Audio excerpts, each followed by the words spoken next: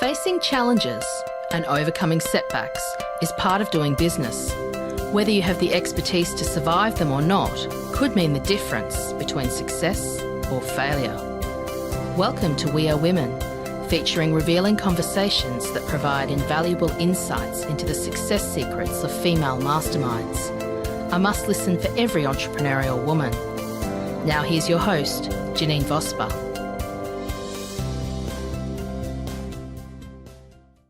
Hi, it's Janine here, and welcome to this episode of the We Are Women podcast.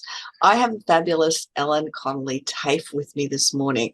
Let me tell you a little bit about Ellen. She is a clinical associate professor at the Kellogg School of Management, where she teaches personal leadership insights and is the director of the Women's Leadership Program.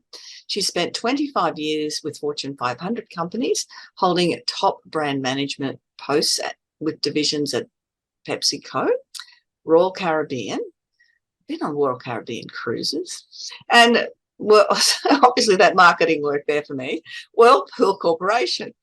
Ellen serves as an independent board director for 2 public and 1 private company boards. She runs leadership advisory, consulting, speaking and coaching business, and is a TEDx speaker. She shares her insights on leadership, careers and advancing women and inclusion through her writing and speaking in media like Harvard Business Review, Forbes, Business Insider and more. Wow, that is very impressive. Ellen, thank you very much for being here. Welcome. So glad to be with you, Janine. The component behind what that's saying is you're here to speak on behalf of women and to assist them to be great leaders. I got all of that right. That's your space. Absolutely. I mean, the class that I teach regardless of gender, but my passion is around advancing women for sure, and helping them navigate their careers. It is a trick, isn't it, for women? I know I've worked as a GM of a multi-million-dollar company as well as having my own business, and I just noticed how different it is for women, and have noticed it for women compared to men in those roles. My generation is, we're talking 10 years ago for a 20-year period prior to that. So it's quite a bit of a different space. Is it different now for the women coming through? I think the women that are coming through now are very ambitious and want to build their careers, but they want to do it in a bit of a different way, in having a bit more of a life in some ways. And I also think that, more women are coming out of colleges and MBA programs than ever before. And they're ready to go and are finding themselves surprised by what they're seeing or facing sometimes. That the surprise for me has been that they are facing some of the things that I did some years ago. So there's a lot of opportunity to create some different places in our work cultures, and there's a lot to navigate. It's interesting, isn't it? I noticed the ghost behind you opened your door, and yes, the ghost is my dog. They don't like missing out on anything at all. No, that's great. So the wanting the better life balance, which is something I know with my generation, you just were told you have to, if you wanted to achieve, you had to work harder and be smarter and do things better than men, so that you would be recognized to fill that position, which is really hard then to create a work-life balance. So is that realistic now, or is that something that the women feel they have to compete again now, or in this era? I think it's less about competition, because I would also say I think men want a different workplace too. And so frequently, I think it's the younger generation that is saying, hey, we do want big jobs and a, a big life, but we want to do it in a different way. That's my perspective, I would say, from MBA students. But you see it in the latest McKinsey Lean In report of women being ambitious. I think it's up to like 81% of women say they want to get to the next level in the next year, but and that was 70% just in 2019. So there's definitely this, coming out of the pandemic, I want more, but I also recognize this other side too. And I think the changes that many women want also benefit men too. Yeah. And some of it comes up with work from home and other things like that as well. And that was going to be two questions within that. One is that it achievable and realistic? And I know in Australia we've had everyone adjusted in 2020. We were working from home a lot more, but I know a lot of workplaces now want people back in the workplace because of the mental health issues and culture and a whole lot of other components of that. So there's two parts in it, because tell us where you're based, Ellen. I'm in Chicago. Looking at it from that American perspective as the working from home, but also, is it realistic to expect that you can have that balance in life? I think it remains to be seen. It depends on the workplace. I think a lot of times work from home can work depending on what the work is, but I do worry about mentorship and the relationships that we build at work. I think that the CEOs who are calling for people to come back to the office are particularly worried about how do they get to innovation and things that take a lot of collaboration, which I think that can be done virtually. We've shown ourselves that, but I think that, so frequently people feel like it's better if we can do it in person, or at least do it in person some of the time. So I think the balance of power, if you will, between the employers and employees seems to keep adjusting. And I would say the research says that most younger employees want some amount of work from home. But I think we'll see over time, in particular for women who take more of the work from home and flexibility, do they lose out on promotions based, that are influenced by more face time? So I think time will tell as well. That's an interesting concept. I hadn't thought about that with if you're not being seen in the workplace other than online or on a Zoom call, then you don't have the same opportunities. That's a really interesting concept. Sort of makes sense a bit, doesn't it? Because you're not front and center. I think it's a little bit of a fear that, we have some of the highest participation of women in the workplace, I think, because they have more flexibility. And the hope is that will continue. The fear is that, well, what happens if they're doing it in a way that they don't get as much mentorship, that face time, or, be known and be on, seen for what they're accomplishing, what they want to do. So we'll see. I do worry about that.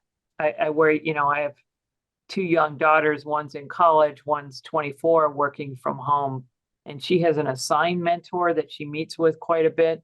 But, it is, when I think back to my own career in corporate America and some of the deep relationships that I had that helped me to get things done, that also served to be their friends now, we've gone on to different places. So, it's a different world for young people today also that I think we're going to navigate and see. And there's probably some amount of course correction that's going to happen.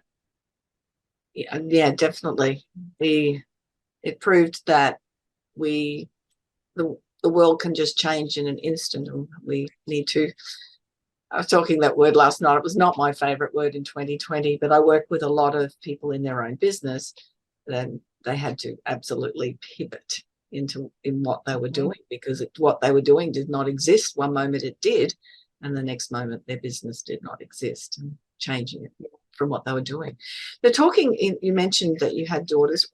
What got you into going out of corporate and then doing what you're doing in teaching? What's your space behind that? It was I guess it was a two-step move. So after 25 years in corporate America, I joined a small boutique consulting firm that I had been their client when I was at Whirlpool, and I joined them, ran that organization as the two owners were retiring and eventually sold the company. So I was there for 5 years. And in that role, we did a lot of market research, and I felt like I was working with many executives who got bad market research results sometimes and struggled to communicate that to senior management. And I felt like I was coaching some of our clients on how do you share some of this. And I got, and that was like the start of like, I really love advising and coaching and helping. And, that's when I joined my first board. I became an executive coach and did the training behind that. But when I left that organization, I found that I did love coaching, but I didn't like the business of coaching. That was harder for me. And my alma mater, Kellogg, was starting a women's leadership program. And it happened at the same time, I had my daughters, seeing the opportunities for them, but I found myself to be the only woman on 3 boards. Okay. And I was starting to speak on panels to try to get more women on boards, and honestly sort of waking up late in my career and realizing, wow, I'm the only woman in the room. That's how I started my career in the 80s, and things hadn't really changed as much. So when I heard about this Kellogg opportunity, I was like, I would love to do that. It would be a new thing. I was a leader and I was a coach, but I learned to teach leadership and dug into a lot of the research to be able to create what was the programming we would do. I run a women's leadership seminar series for MBA women. So it led me, I know you don't like the word pivot, but it was quite a change.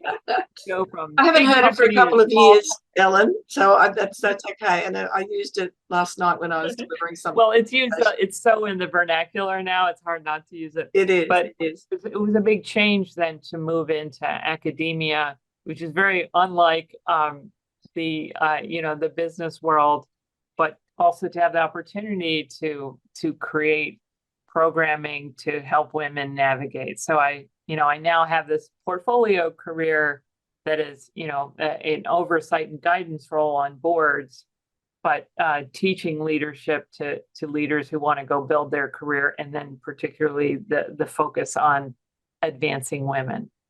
So that was my evolution. Yeah, that's great. It's a great evolution. And the important part of that too is all of those skills, as you were coming through that corporate space, as you said, in the 80s, you were the only woman in the room.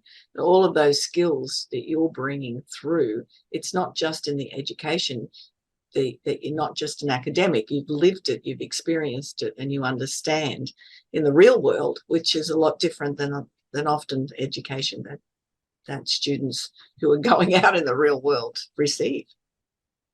Yeah, absolutely. I mean, and I think that sort of being a practitioner, having climbed the ladder and now seeing it from a board perspective, and then seeing what's going on with, students in their late 20s and how they're different too. So it's interesting to see what's generational, but how much is still very gendered too. And, the intersection of different parts of our, race and orientation and all the other aspects too of people's identities.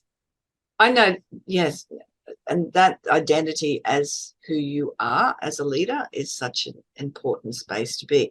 I know when I was GM of a business, being in that role, the perception for other people in the role, it takes strength to hold your space, to be the leader that you want to be when there's other people in that environment that don't receive that as well, because they're not in a position to understand where things are coming from. Yeah, I'm glad that you raised this. I think stepping into that leadership identity can be particularly hard for women. Maybe we have never seen another, someone in our family or someone in our company, and we haven't seen that before. And it is stepping into a bit more authority, or perhaps we're leading someone who once was our peer. So there's all kinds of things to navigate, and I think it takes a while to almost like believe and step into what is the way that I want to lead. So it's such an interesting thing for women to reflect on, and to think, what's the leader I want to be, and what does that look like, and how do I get there? Definitely. I remember with the company I was with, I was a sales rep and I was studying management. Had the opportunity then to be promoted into that GM role. One partner bought the other partner out, so they needed somebody in that space. We were given travel as part of incentives as a sales rep. And the next time we went on an overseas trip with the same group of people that I'd traveled with, we achieved the same results years before. Their response to me was very, very different, with this expectation that the business was going to pay for a lot more things than I had been when I was just one of the reps going along on the trip. It was a completely different energy and different space. And they were people that were friends who I think they were unsure of where the boundaries were. And I was still in that friend space, and then was shocked with these expectations that came along. It was interesting. That must have been hard to navigate. Yeah, it definitely was. It's really like, well, no, we're not paying for it. It's something. But there was quite a few incidents that went, okay, this is a challenge. And coming back in, finally fully stepping into the role as a leader in the business, it took time. It's okay when the new people came in, because that was who I was, but it took time for the people that I had been still friends with, but changing that role without trying to manage them, because they were all commission-based sales teams, so they could go and do whatever they liked anyway. Well, it's so interesting. I think that when we take on a leadership role, others watch us. And, like, it sounds like what you needed to do and what you did in that situation was set a bit of a boundary. And they're looking to, what's this leader going to tolerate? Where are those boundaries? So interesting, and a little bit of testing you. And I think that happens when we step into leadership. So it's important to, you were clear on what you wanted, or what was in and out of bounds, which is great. Yeah. But must have been hard too. It was very, very difficult. And their responses to it, they took a while to come to terms with that response as well, which was quite interesting. But there's so many things that do come up. And I mean, men in leadership roles as well, but I just feel with women, it's not necessarily, there's certain people where that's just their normal personality, then they can step into it and lead. And anyone that's ever done any personality testing will you can easily identify if that's you. But if I use one that you'll know this one, Ellen, with sanguine, melancholic, phlegmatic, and I can't think of the fourth one, but identify as birds. So an eagle, a dove, an owl, and a peacock. It's very hard for the dove to step into that leadership role, whereas the eagle just sort of goes full into it without maybe the considerations that the dove might have, but then the dove doesn't achieve the results that the eagle equal again. So meaning it's just easier for some people to do it than others, isn't it? Yeah, I would say easier for sure at first, but there's gifts in each different type, it seems like. But I've just heard of that, what you just described just recently. Okay. So I'm not steeped in it, but I find it fascinating. Oh, any of the personality profiling things I find really fascinating. And that particular one, just because it's the birds and we can imagine the peacock. You know, it's let's all make friends and look at me, I look amazing. And this is going to be the best outcome ever. We're going to have all these amazing results. Just have a look. Oh, I don't know what steps we need to do. I need an eagle or an owl to figure out the steps to do, and then I need the dove to look after the people along the way. But I've got the ideas.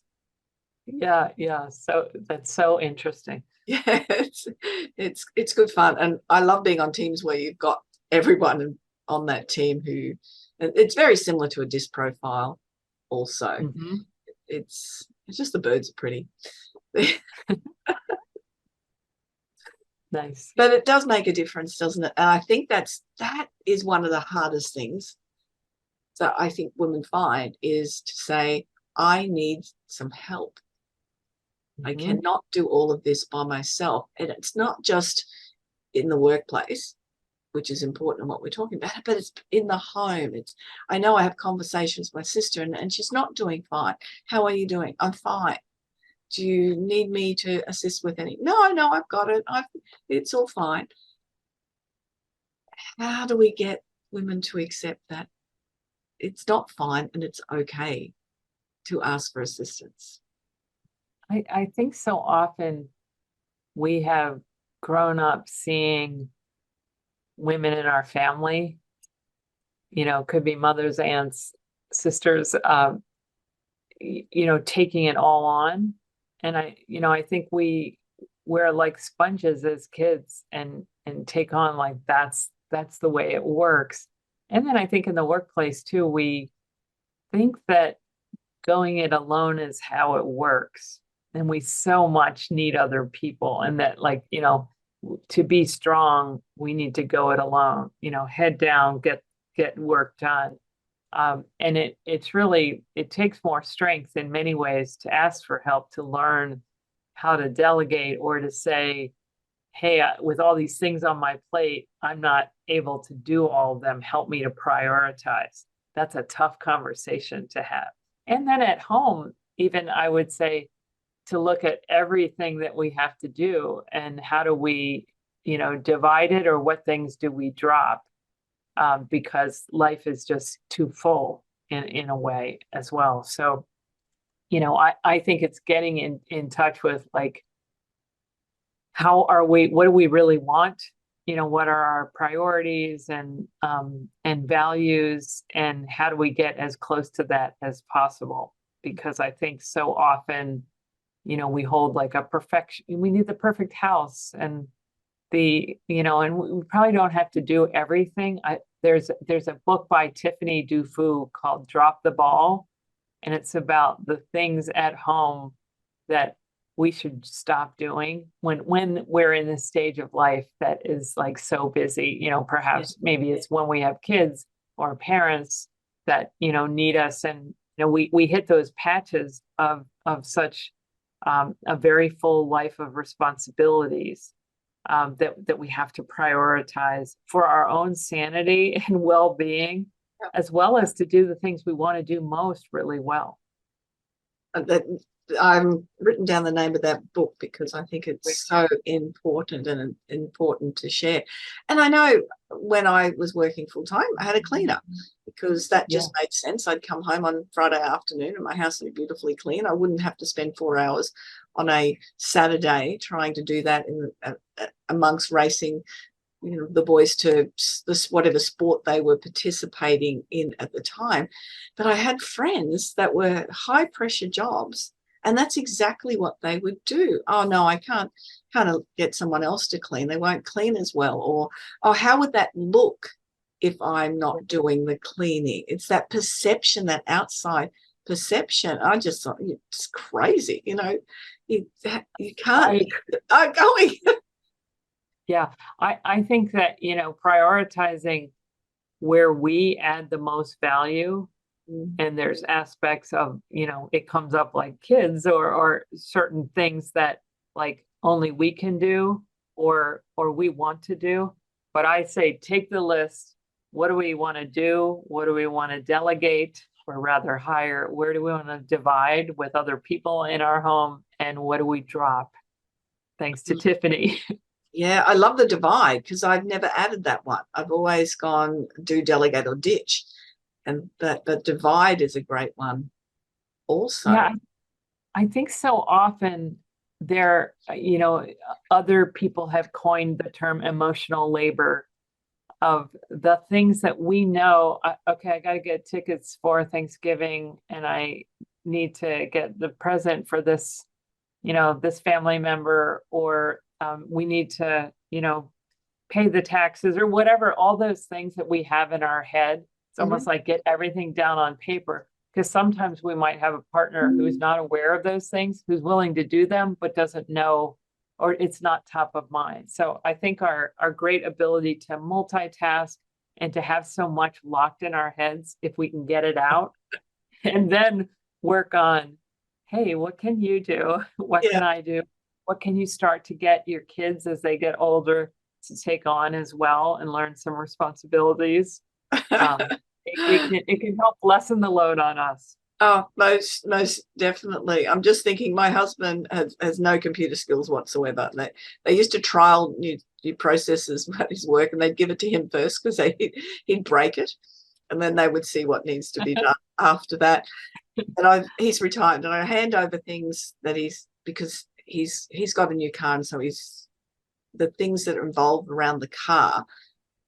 Somebody hit it the other day, so he had to organize the insurance part of it, and the new insurance bills come through, so now he's got to check out and see whether he can find a more cost effective, things like that, which are things I would have just done in the past, but he is very uncomfortable about doing, that he's getting it done, and that's all a lesson.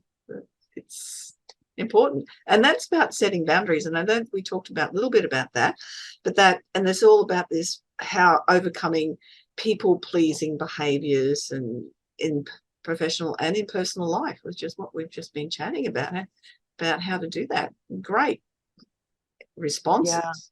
I do like the divide part, and I've got do, delegate, divide. You got drop, I just ditch it. Yeah.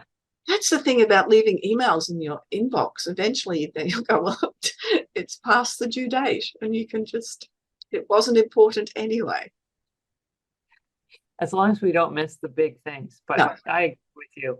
I mean, it's just life. There's too much incoming at us. So getting a hold of this and sharing it, back to your point about we try to do things on our own, and we need to ask for help. It feels like it's a power skill, for us going forward, or superpower if we're able to do that. I think so. I was having a shower the other day, washing my hair. The shampoo wasn't foaming. I had a whole lot going on in my hair. I just was trying to plan out a whole lot of things. Shampoo wasn't foaming up. And so I put more shampoo in, and it still wasn't foaming up. Then realized it wasn't the shampoo, it was the conditioner that I was washing my hair with. And then had to wash that out and then put shampoo in it. And I went, oh, silly girl. I don't talk to myself like that. But I went, oh, well. And then I started shaving my legs, and I had one leg fully done, and I've gone, that's really smooth. And realized the cap was on the razor. That's when I realized there was absolutely too much going on in my head, that I was not present doing something. And that's such an important factor, isn't it, to focus on what you're doing when you're doing it. It was a really good lesson for me to yeah, that's it's sort of like, what are the early warning signs? That's a pretty light, nice one. Yes. But those times of like, what happens on our way to feeling burnout to, what are all those little things? But just that moment of like, wow, I'm not even present in this moment. We've all been there. So thanks for sharing that. Yeah, absolutely. Hence why I made sure I went for a walk this morning before we chatted, because I just wanted to be out in nature for half an hour at least, and then come back in the room, because it's, you know, it's important when we're having conversations to be very present in what we're doing. One of the things that we've touched on a little bit is that self-promotion. How do your suggestions for helping people shift so that you can feel comfortable about promoting yourself, because we're not good at that, doing that. In Australia, I don't know whether you've heard of it, it's tall poppy syndrome. The difference, I'll give you the difference in example, and this is from American friends that I've had. When you buy a new car in America, you'll drive it around the block 5 times and go, we've got a new car. In Australia, we'll park it in the garage and drop the garage door. So interesting. It's very, very different. And so do you see a difference between men and women in Australia? Not with the tall poppy. I would say no. Okay. Yeah, okay. It's very, very much there's a very similar sort of space, because someone will call you on it. Mm-hmm. You don't want that. You know, it's what we have in Australia is a thing called, does it pass the pub test? If you're in a bar and it's the mates, can you get away with it with a pub test? Oh, gotcha. Well, this idea of self-promotion, what we see in research is that it's a harder lift, or it's harder for women because they have more negative associations with it. Now, that's more about U.S. research, but this thinking negatively, and part of it is getting clued into how career planning works in an organization.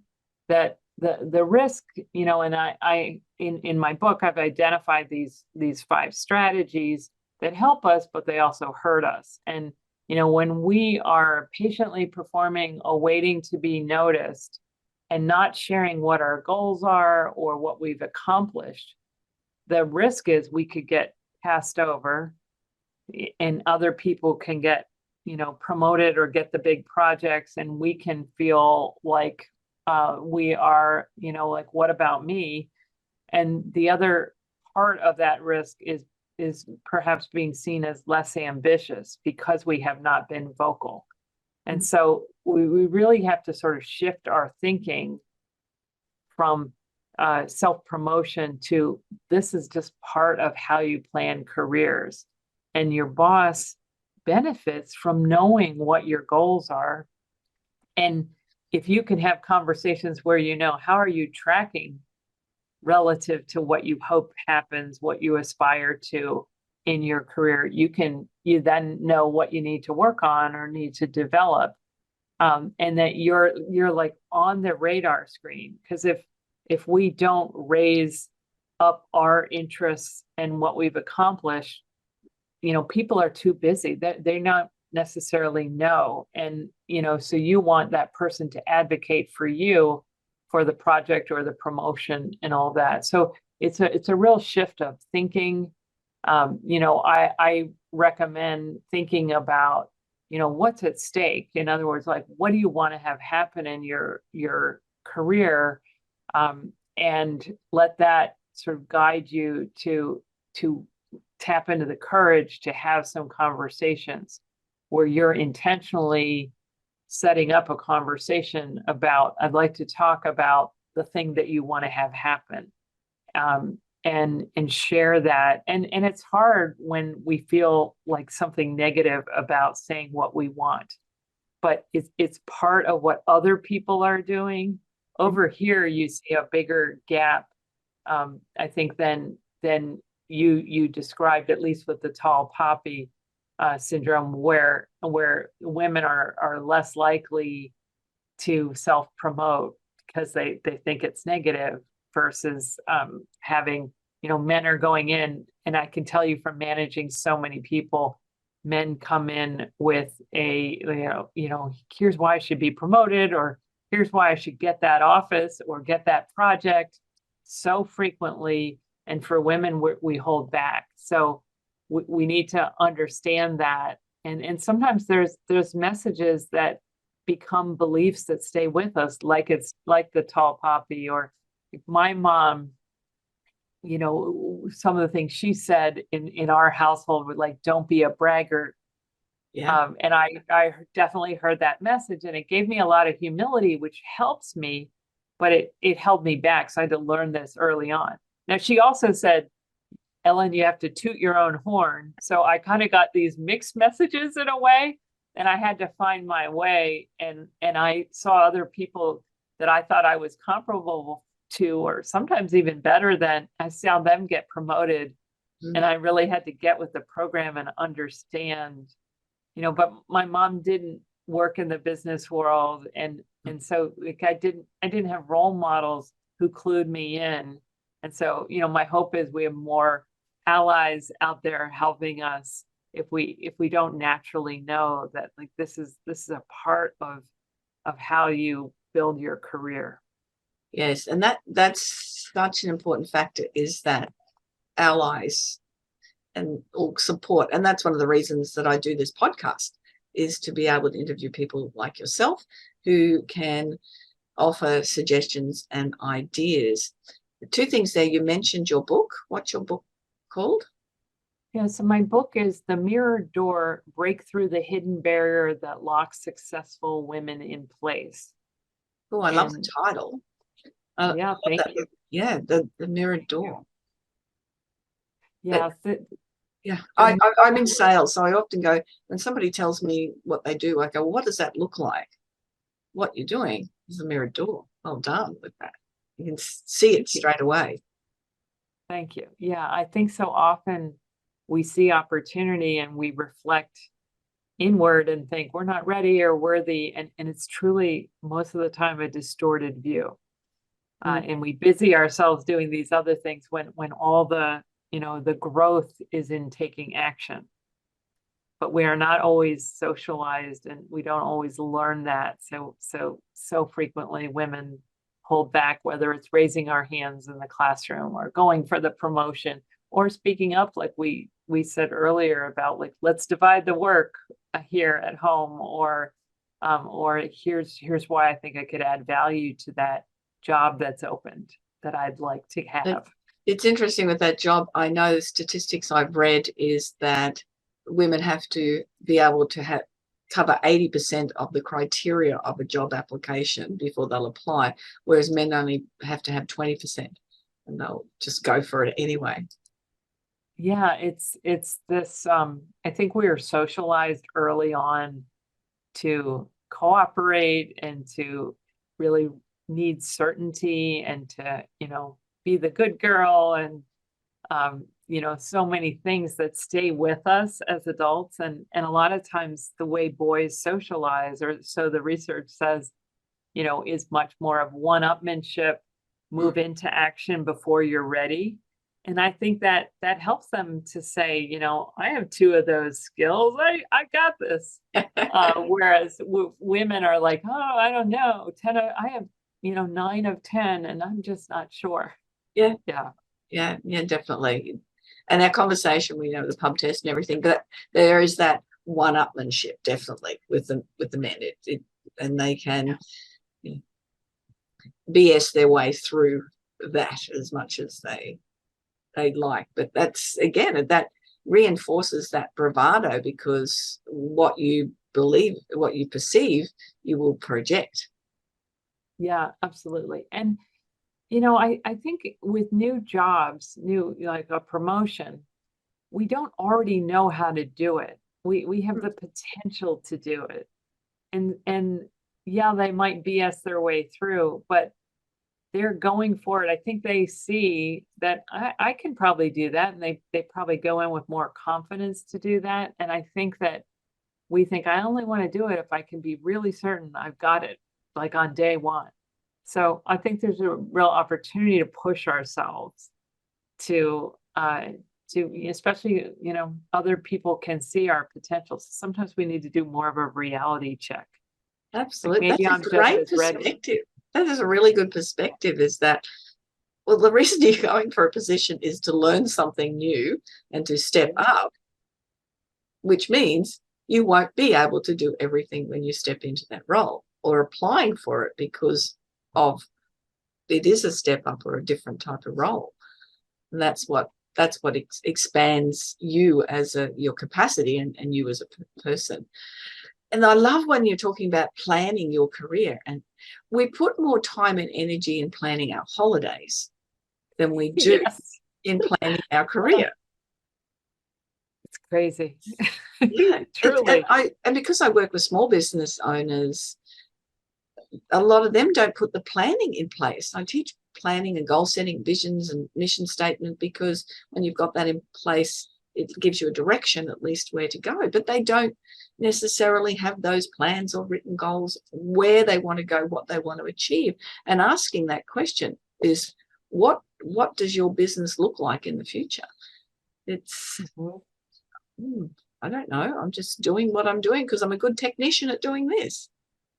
Yeah, and I love the work that you do, because I think it's so important to set that vision. I think you're going to get further down the road when you do that, even though you might take a different route and the vision might change. But without that, my fear is that you could get stuck in place. Yeah. So you're helping people in such an important way for their business. And it's not something that just sort of dawned on me one day. It's the reading, it's the learning from people who have more skills and more knowledge or more experiences, or triggered something that you go, this is so important. So now I can share that with the people coming through, how important the particular thing is, as you're doing in your teachings and writings and everything. I'm thinking of my vision statement is to enable people to do what they don't believe is possible. So that's what I do every day. It's easy. There's a mission statement with more details and purpose and things like that. But having a mission statement that is clear, then nothing, well, you sometimes get distracted, but is this on mission? Yeah, it is. Or on vision, it is, because it may be a sidetrack, but it's still, if I can do that and help that by learning those skills myself, well, then I'll do that. Or step on a board or as well. That's why, for me, it's such a critical component. And I think anyone moving into, a woman moving into a leadership role is what is it? And you mentioned your values before. It's all got to resonate around that, hasn't it? Yeah, absolutely. And, I think it can be, there's all those, the North Star, or, like all those things. But I do think whichever phrase you use for whatever the visions and values that you have, it does guide you, when you have different choices, or, getting back in touch with why you're doing what you're doing is a really helpful thing to do when you get off track, or, you get overwhelmed, or all those kinds of things. It helps us get back on the track that we hope to be on. Yes, and you know what? I found that then when I've had jobs that, or done things that weren't on that track, I didn't enjoy them. They weren't things that rated high with my values. And your values change over time with children and family. I would have said, my son turns 40 this year.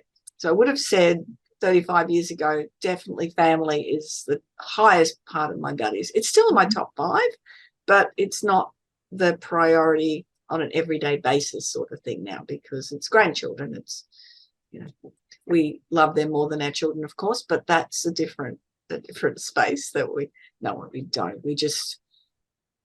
My definition is I love my children. I'm in love with my grandchildren. It's just a different space. But you know what I mean? The values change over time and the priorities change over time, but they still fit within those, usually the top 5 things. And if you're doing those and they're important to you, you'll love what you do. If you're struggling and you're against a wall, it's because you are not within that space, isn't it? Yeah, absolutely. And I think, bringing awareness to them helps you to make choices that fit with that. We spend so much time working if we can do it in ways that are really aligned with that vision and value, I think it makes a lot of sense. I mean, there's always the things that we have to do that, aren't feeling very, visionary or value oriented, but hopefully we can shrink the percentage of time spent doing that as well. And then one of mine is new adventures. So while I was sitting in that GM role, and the last couple of years where things were moving and shifting differently, and other people had come into the workforce, which made it even less fun, that my screensaver was always my next holiday. That gave me the purpose of being there. That's high on my values. I can do what I'm doing because here's the resources and funding for that holiday. We have very, very generous holidays here with 4 weeks a year, and I've run about 10 public holidays a year that are fully paid, and also a super long service leave. So after 10 years, you start getting quite a few weeks. And I was in this role for 20 years and I didn't have a single day left. Not a single. I'd taken every single day that, never sick, but always took all the days that I was entitled to, because that was high on the values. It's not sitting in the office. That's great. Yeah. But it all comes back to that space, doesn't it? I think we could chat for hours. There's so much synchronicity and commonality here. And I love what you're doing. I think it's such an important space in the world. But we always finish with 3 takeaways. So out of all of the discussion that we've had, or points that we may have not even brought up yet, what do you want people to take away, Ellen? That we are more ready than we realize. Women are more ready than we realize, and that sometimes this instinctive reaction that we're not is something we have to, recognize and get past. Something I didn't say, but I think we got to tap into our courage. I have a lot of women come to me, students and, coaching clients of like, I'm looking for confidence. And, my belief is that women have so much courage, and that's what we have to tap into to move into action. And that confidence is really the outcome.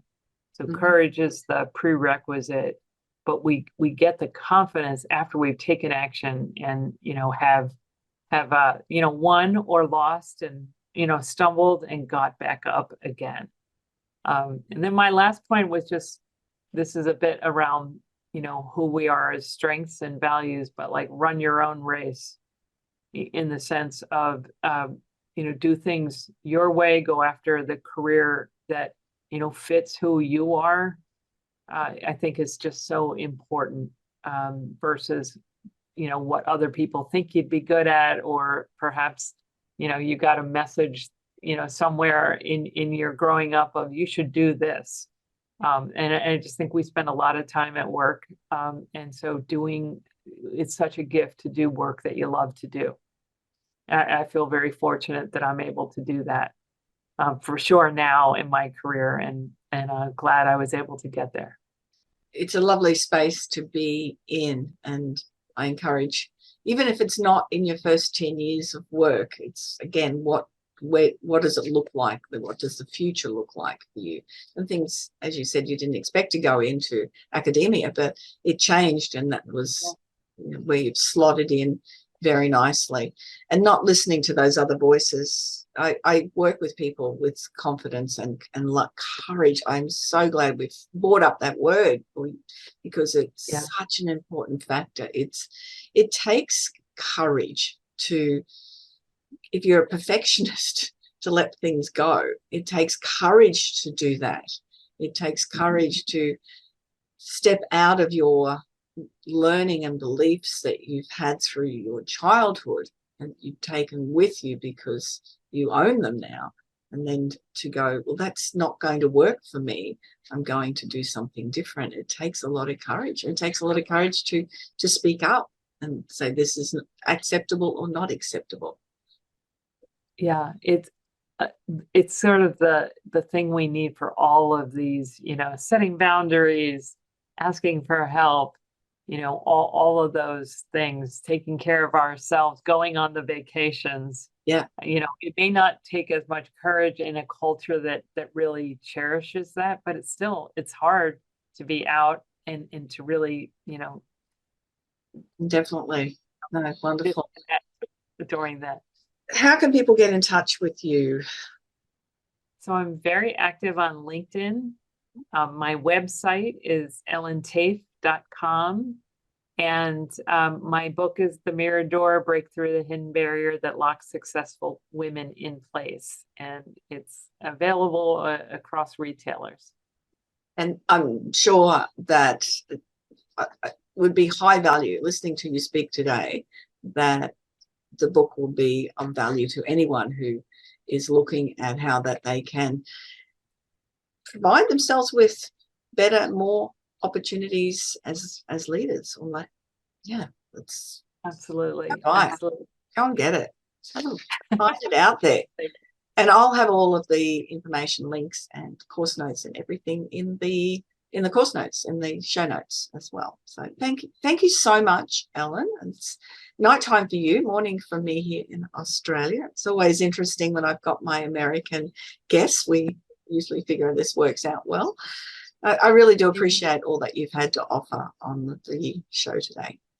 Thank you. I really enjoyed our conversation. Thank you for having me. Most welcome. And that's another episode of the We Are Women podcast. Thank you very much for joining us. Remember to leave comments. I've had some people comment to me lately.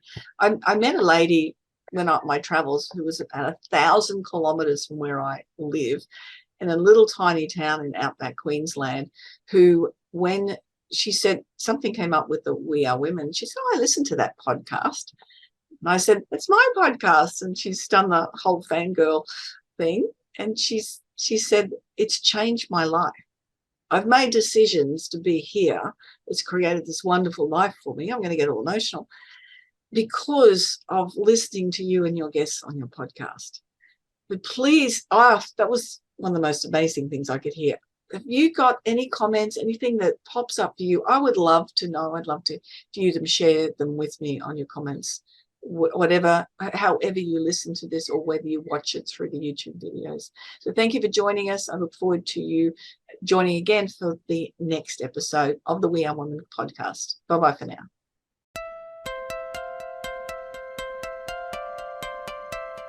So, do you feel stuck in a rut in business?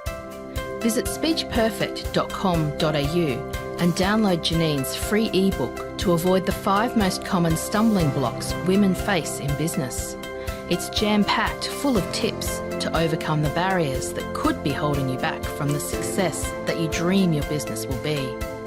We would love you to leave a review of today's episode and share this podcast with other women in need of entrepreneurial inspiration. Subscribe to the next episode now and join the We Are Women community.